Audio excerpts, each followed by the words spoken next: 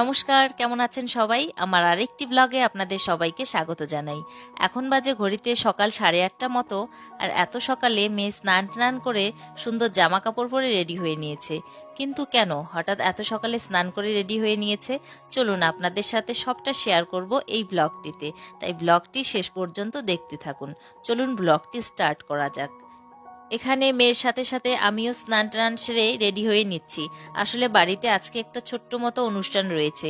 অনুষ্ঠানটি হলো বরের লাস্ট সেমিস্টারে স্টুডেন্টদের বিদায় অনুষ্ঠান, সাথে অন্যান্য স্টুডেন্টরা শিক্ষক দিবস পালন করেছিল, তাদের খাওয়া দাওয়াটাও বাকি ছিল। তো সেই দুটো অনুষ্ঠানে আজকে একসাথে পালন করা হবে। তাই সকাল সকাল সবাই মিলে রেডি হয়ে নিয়েছি, কারণ স্টুডেন্টরা মোটামুটি 10টা থেকে আসা শুরু করবে। আর এখানে আমার মায়ের কাণ্ড দেখুন, সকাল সকাল রান্না বসিয়ে দিয়েছে আমাদের খাওয়ার জন্য। আর উপরে চলছে স্টুডেন্টদের খাওয়ার জন্য রান্না বান্না। আর হ্যাঁ, আমাদের বাড়িতে না ছোট মোটো অনুষ্ঠান হলে এই দাদাই রান্না বান্না করে। আর এই দাদার হাতে রান্না কিন্তু সত্যি খুব সুস্বাদু হয়। আর এখন এখানে হচ্ছে চাটনি, আলু পাঁপড় ভাজা, এরপর হবে মাংস। আর এইদিকে চলছে ফ্রাইড রাইস রান্নার প্রস্তুতি। আর এই দাদাও আজকে কিন্তু খুব সকাল সকাল চলে এসেছে। মোটামুটি সকাল 7:30 নাগাদ চলে এসেছিল, কারণ স্টুডেন্টরা ঢোকার আগেই সব রান্না শেষ করে ফেলতে হবে, এই একটা তাড়া ছিল। আর এই হলো লাস্ট সেমিস্টারের সব স্টুডেন্টরা। এখন সবাই মিলে বসে একটু গল্প সল্প করছি। এদের ব্যাচটা না খুব ভালো ছিল, মানে বরের স্টুডেন্ট জন্য বলছি না, সত্যি খুব ভালো ছিল। এদের অনেকের সাথে আমার না খুব ভালো সম্পর্কও তৈরি হয়েছিল। তো আজকে এদের বিদায় হবে, আমার একটু মনটা না এই জন্য খুব খারাপও ছিল। আর এইখানে আমার মেয়ে আর বোন বসে কেক খাচ্ছিল। যেই একটু ভিডিও করতে নিয়েছি অমনি বোন উঠে পালিয়েছে। আর এখন এখানে রান্না বান্না শেষ, আর সবাই মিলে খেতে বসেছে। আর খেতে খেতে সবাই মিলে যখন ভিডিও করছিলাম একটু লজ্জা লজ্জাও পাচ্ছিল।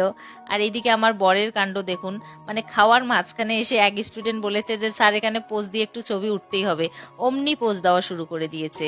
আর এখানে সব বরের স্টুডেন্টরা খুব সুন্দর সুন্দর গিফট দিয়েছিল।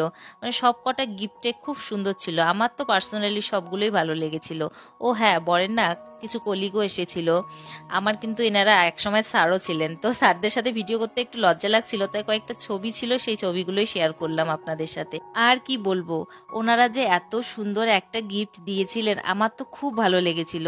দেওয়ার সময়ই বলেছিলেন যে একটু খুলে দেখো কেমন হয়েছে। তো তখন তারাই ছিলাম, খুলতে পারিনি, কিন্তু ওনারা চলে যাওয়ার পর মেয়ে খুব জোরাজুরি করলো যে খুলতে হবে গিফটটা। এরপর খুলে দেখি সত্যি গিফটটা না অসাধারণ ছিল। আর এখানে স্টুডেন্টরা বসে বসে এখন গল্প করছে। আসলে হয়তো ওদেরও আজকে অনেকের সাথে লাস্ট দেখা হবে, অনেকদিন পর দেখা হবে, সেই জন্য সবাই বসে বসে একটু মজাও করছিল।